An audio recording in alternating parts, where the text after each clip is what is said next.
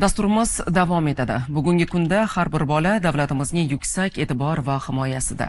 Xalqimizga xos mehr-oqibat, insonparvarlik tamoyili asosida bemor bolajonlarning salomatligini tiklash, ularning oilalariga quvonch ulashish choralari ko'rilyapti. Xususan, Qoraqalpog'istonda turkiyalik shifokorlar tomonidan bemor bolalarga bepul jarrohlik amaliyotlari o'tkazilmoqda.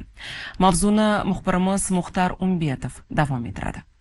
Nukus shahridagi Bolalar milliy tibbiyot markazi Orolbo'yi klinikasi yana mazkur manzil bir qator bemor bolajonlarni yangi hayotga qaytarmoqda. Bolalarni qo'llab-quvvatlash jamoat fondi tashabbusi bilan shu yilning may oyida Qoraqalpog'iston Respublikasidagi bemor bolalar murakkab operatsiya amaliyotlari uchun tanlab olingan edi. Endilikda esa ulardan 100 nafari, xususan 80 ta plastik, 20 ta umumiy xirurgiya murakkab operatsiya amaliyotlari o'tkaziladi. Biz bu ameliyotlar genellikle yeniq.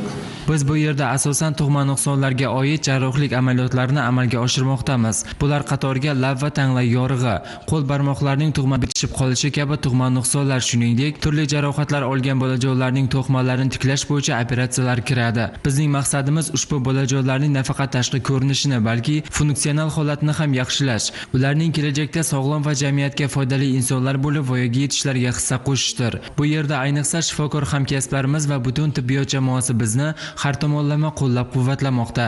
Shifoxonaning sharoitlari va moddiy texnik bazasi ham juda yaxshi. Biz barcha operatsiyalarni eng yuqori darajada bajarishga, bolalarning sog'ayishiga hamda ularning o'zlari va ota-onalarini baxtli qilishga bor kuchimizni sarflayapmiz.